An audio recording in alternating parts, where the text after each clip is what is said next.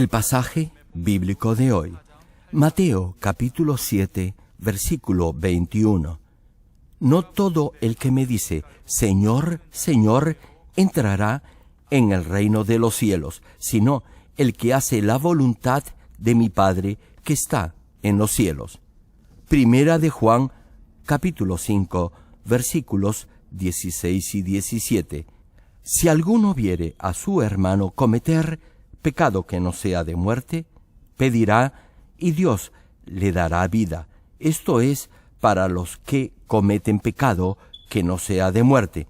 Hay pecado de muerte por el cual yo no digo que se pida.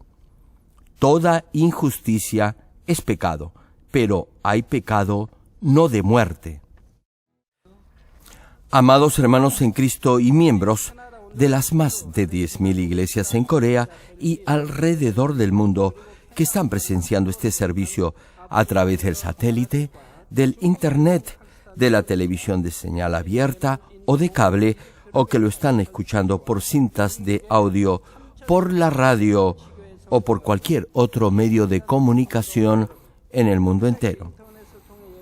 El capítulo 25 del Evangelio de Mateo nos narra la parábola de las 10 vírgenes. De las 10 vírgenes, las 5 prudentes tomaron suficiente aceite para mantener encendidas sus lámparas, pero las otras 5 insensatas no tomaron aceite consigo. Cuando escucharon la voz anunciando la llegada del novio, las 5 vírgenes insensatas fueron a comprar más aceite. Sin embargo, cuando regresaron, la puerta para entrar a las bodas ya se había cerrado. Suplicaron para que se les abriera la puerta. No obstante, la única respuesta que oyeron fue: no las conozco. Aquí, las 10 vírgenes representan a los cristianos que están esperando al Señor, que es el novio. Cuando el Señor regrese, aquellos que se hayan preparado bien y estén esperándolo, entrarán al banquete de las bodas. Sin embargo, lo que es importante en este pasaje es que no todas las 10 vírgenes que estaban esperando al Señor entraron al banquete. Las 10 vírgenes sabían que el novio venía y todas lo estaban esperando, pero solo 5 de ellas pudieron entrar al banquete de bodas. Sucede lo mismo con los cristianos hoy en día. Solo cuando se reúna con el Señor llegará a ser verdaderamente salvo y a gozar de la vida eterna. No obstante, entre los que han aceptado el Evangelio y profesan que creen en el Señor, hay algunos que no serán salvos. Dicen que tienen fe, asisten a la iglesia y también sirven en algún ministerio, pero si no llega al reino de los cielos, le pregunto, ¿de qué les valdrá todo eso? No solo carecerá de valor, sino que el resultado final será espantoso y horrible. Por eso no deberá vivir una vida cristiana como las 5 vírgenes imprudentes y necias. Más bien, deberá cultivar una fe verdadera y espiritual que le dé la absoluta seguridad y certeza de su salvación, conociendo y haciendo la voluntad de Dios. En esta y en la siguiente prédica veremos casos en los que algunos que dicen y redicen que creen en el Señor y que son verdaderos cristianos, en realidad no son salvos. Oro en el nombre del Señor para que a través de este mensaje entiendan claramente la fe que deben tener para ser salvos y así, en el día final, lleguen a disfrutar de la vida eterna. Amados hermanos en Cristo, Mateo capítulo 7, versículo 21 dice: no todo el que me dice, Señor, Señor, entrará en el reino de los cielos, sino el que hace la voluntad de mi Padre que está en los cielos. Hermano, en este pasaje el Señor nos da a entender que no todos los que lo llaman Señor, Señor, irán al cielo. Es decir, que incluso entre los que han aceptado al Señor como Salvador, habrá algunos que no entrarán al reino de los cielos. En los siguientes versículos 22 y 23 se lee: muchos me dirán en aquel día, Señor, Señor, ¿no profetizamos en tu nombre, y en tu nombre echamos fuera demonios, y en tu nombre hicimos muchos milagros? Y entonces les declararé: nunca os conocí, apartaos de mí, hacedores de maldad. Hermano, aún si afirma que cree en el Señor, e incluso si ha hecho cosas en el nombre del Señor, pero practica la maldad, el Señor le dirá: no te conozco. También, Primera de Juan capítulo 1, versículo 6, menciona al respecto: si decimos que tenemos comunión con Él y andamos en tinieblas, mentimos y no practicamos la verdad. Esto quiere decir que si alguien que vive en el pecado dice que tiene comunión con Dios y que cree en Dios, eso será una mentira. Creer en Dios es obedecer su palabra, pero si no vive conforme a los mandatos de Dios, eso significará que la verdad no está en usted. Y si aún así dice que cree en Dios, que ama a Dios, que tiene comunión con Él o que ama a su pastor, eso será mentir. Mateo capítulo 13, versículos 40 al 42, compara a estas personas con la cizaña y cita: de manera que, como se arranca la cizaña y se quema en el fuego, así será en el fin de este siglo. Enviará el Hijo del Hombre a sus ángeles y recogerán de su reino a todos los que sirven de tropiezo y a los que hacen iniquidad, y los echarán en el horno de fuego. Allí será el lloro y el crujir de dientes.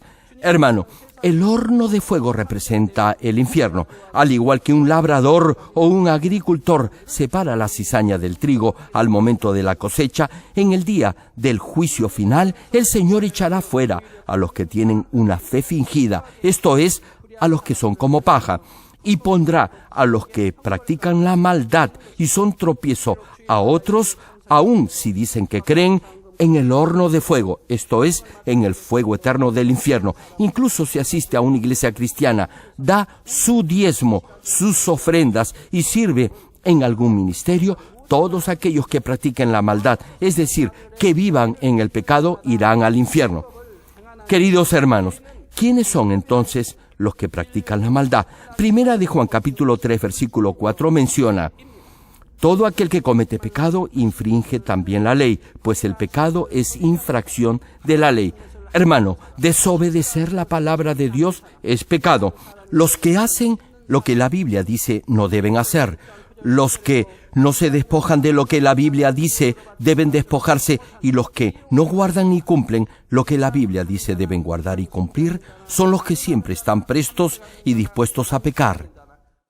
Primera de Corintios capítulo 6, versículos 9 y 10 citan: ¿no sabéis que los injustos no heredarán el reino de Dios? No erréis, ni los fornicarios, ni los idólatras, ni los adúlteros, ni los afeminados, ni los que se echen con varones, ni los ladrones, ni los avaros, ni los borrachos, ni los maldicientes, ni los estafadores heredarán el reino de Dios. Hermano, Dios está diciendo que todos esos irán al infierno, no al reino de los cielos. Ser avaro es codiciar dinero o comida. Maldicientes o injuriadores son los que calumnian, murmuran y maldicen a otros. Estafadores son los que mienten en forma pertinaz para quedarse con lo ajeno, sea propiedades, dinero o pertenencias. También hay quienes procuran tentar a los creyentes que desean vivir por la palabra y quieren llegar a santificarse. Por ejemplo, consideremos el caso de venir a la iglesia el día domingo. Los miembros de nuestra iglesia consagran todo el domingo a Dios, es decir, todo ese día lo ocupan hablando de la palabra y teniendo compañerismo con otros hermanos en la fe. No obstante, hay quienes los tientan diciéndoles que luego del culto pueden ir a distraerse en cosas mundanas. Afirman que basta con ir a un solo culto y que no tienen por qué asistir al servicio del domingo en la tarde. Los presionan para que ese día vayan a fiestas, a ver películas, a la playa, etc. Les dicen que no tienen por qué vivir una vida cristiana tan radical, que deben ser más flexibles en sus principios. Sin embargo, hay principios que no son ni deben ser negociables. ¿Cuántos dicen amén? Les comparto un testimonio. Me enteré de alguien quien tampoco cede en sus principios. Es alguien muy especial en Corea. Es cristiana, pero no es miembro de nuestra iglesia. Últimamente la vi aparecer 2 veces en los diarios. Llegó a la final en el Campeonato Mundial de Baduk, que es un juego de tablero parecido al ajedrez. Ahora bien, la final justo cayó un día domingo. Por eso se retiró. Esta hermana declaró que no podía dejar de asistir a su iglesia el día domingo, así que se retiró de la competencia. Posteriormente, llegó una vez más a la final de otro campeonato mundial, y también fue un día domingo, y nuevamente se retiró del torneo declarando que nunca desobedecería a Dios dejando de venir al culto el domingo. ¿Saben lo que sentí? Sentí que estaba viendo a uno de ustedes. Sí, a un miembro de nuestra iglesia. Doy gracias a Dios por esta clase de cristianos. No obstante, también leí que había quienes le aconsejaban que debía ser más flexible en sus principios cristianos. Me pregunto, ¿es acaso ser flexible ir en contra de la palabra de Dios? Tal vez algunos puedan sorprenderse al oír esto. A veces sus hijos o los que están cursando estudios rinden exámenes los domingos, y ustedes vienen para que yo ore por ellos. Sin embargo, no puedo decirles nada por su nivel de fe. Le pregunto, ¿usted cree que yo dejaría de venir al culto del domingo aun si me ofrecieran millones de dólares? Claro que no, nunca lo haría. Pero, ¿qué puedo decirles a aquellos que me piden permiso para no venir el día domingo al culto? No puedo decirles nada. Tan solo les digo lo que creo es mejor para ellos en ese momento, y es que al menos deberían venir a un servicio, sea al primer o al segundo culto, pero que al menos asistan a un servicio el domingo. Y si aún así no hay tiempo ni siquiera para ello, deberían al menos consagrar todo el día domingo de corazón a Dios. Yo no puedo autorizar a que falten al culto el día domingo. Pero si les digo que deben dedicar todo el domingo al Señor, eso los podría desanimar debido a su poco nivel de fe. Podrían creer que vivir una vida cristiana es muy difícil. No obstante, si crece en su nivel de fe, no tendrá que preguntarme eso, tan solo actuará en fe. Sin embargo, de ninguna forma deberá aceptar o ceder a las tentaciones que hemos mencionado anteriormente. Por tanto, si deja que su corazón se incline hacia las cosas del mundo, ¿cree usted que podría ofrecerse a Dios como sacrificio vivo en espíritu y en verdad? Si descuida asistir al culto de adoración el día domingo, que es lo básico en la fe, se alejará de Dios en todos los demás aspectos, es decir, oración, lectura de la palabra, etc. Si acepta esas tentaciones, podrá igualmente engañar o hacer algún tipo de fraude en su negocio o trabajo, exactamente como lo hace la gente del mundo, y se justificará diciendo que como todo el mundo lo hace, usted también lo tiene que hacer para sobrevivir. Eso demostrará que no tiene fe. Hermano, no tiene por qué hacer lo que hace la gente del mundo que no vive por fe. Si vive una vida cristiana recta y correcta ante Dios, Dios obrará en su vida. Si actúa con el mismo criterio y forma de pensar que la gente del mundo, le pregunto, ¿cómo puede decir que cree en Dios? Algunos de ustedes, a pesar que son diáconos, líderes en la iglesia, en algunas ocasiones beben alcohol y fuman. También se enojan y miran con lujuria a las mujeres, tal como lo hacían antes de aceptar al Señor como su Salvador. Pero creen que como están sirviendo en la iglesia, son salvos y que la sangre del Señor Jesucristo los ha limpiado de su pecado y Dios los ha perdonado. No obstante, Gálatas capítulo 5, versículos 19 al 21, señala: y manifiestas son las obras de la carne, que son adulterio, fornicación, inmundicia, lascivia, idolatría, hechicerías, enemistades, pleitos, celos, iras, contiendas, disensiones, herejías, envidias, homicidios, borracheras, orgías y cosas semejantes a estas, acerca de las cuales os amonesto, como ya os he dicho antes. Hermano, esto ya se les había dicho en el Antiguo Testamento. Continúa el versículo, que los que practican tales cosas no heredarán el reino de Dios. Hermana, le pregunto, ¿cree usted que si tiene celos, reniega, chismea, se enoja, se queja todo el tiempo, murmura de otros y discute con los demás, podrá entrar al cielo? Los que se enojan fácilmente, por favor, escúchenme atentamente. Les cuento un caso. Un día fui a visitar el hogar de unos hermanos para llevar la palabra de bendición a esa familia. Cuando llegué a la casa, al niño se le endurecieron sus manos y pies. Los padres me dijeron que esto ya había sucedido antes. Entonces, oré por ellos. Inmediatamente después de la oración, desapareció el entumecimiento de los pies y manos del niño. Sin embargo, cuando volví, nuevamente sucedió lo mismo. Entonces me dije, debe haber algún problema con los padres, debe haber algún pecado no confesado. Luego, el padre del niño confesó que había discutido con su esposa y que por eso no había venido al culto el día domingo. Añadió que iba a ayunar por arrepentimiento. Después que confesó y se arrepintió, oré por el niño y sus manos y pies se liberaron y Dios lo sanó. Ahora bien, Dios ya había sanado al niño después que oré por él la primera vez. La pregunta es, ¿por qué volvió a recaer? Cuando ordené salir al diablo, éste salió por mi autoridad, pero como el padre del niño no se había arrepentido, el enemigo volvió a entrar otra vez.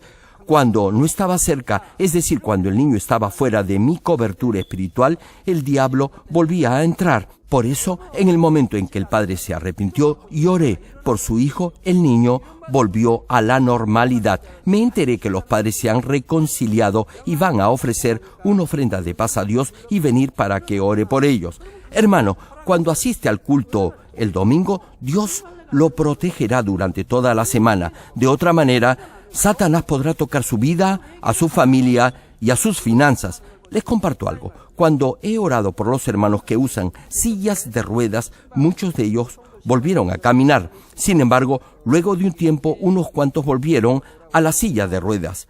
Tal vez se pregunte, ¿por qué? A mi orden el diablo y Satanás salieron y toda atadura se rompió y se pudieron parar.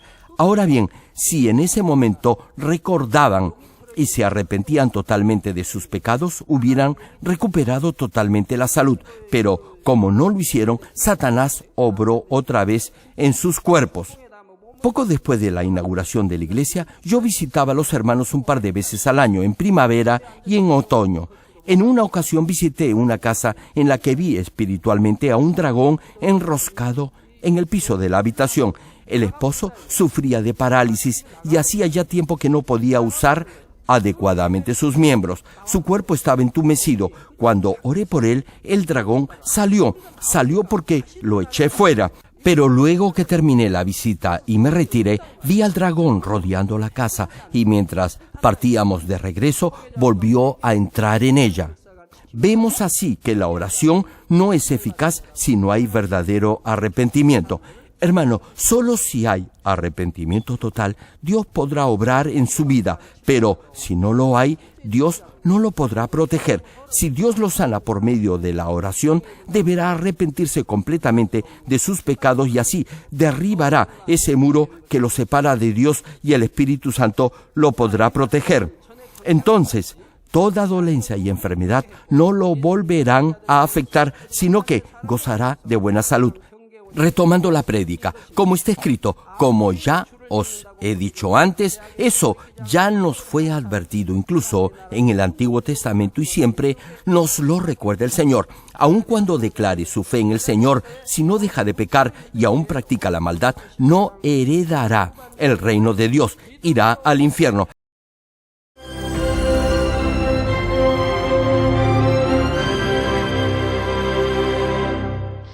Aleluya, Dios Todopoderoso de amor, pon tu mano sobre todos los hermanos y hermanas y sobre todos los miembros de nuestras iglesias en el mundo entero que están recibiendo con fe esta oración que trasciende el tiempo y el espacio a través del satélite, la televisión, el internet o que le están escuchando por radio o por cintas de audio en todo el mundo.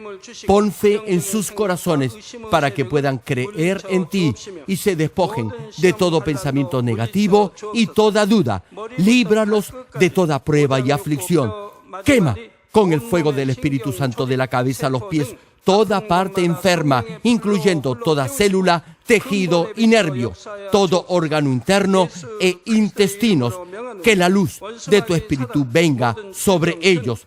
En el nombre de Jesucristo, ordeno al diablo y a Satanás, a todo tipo de enfermedad, germen y dolencia, fuera.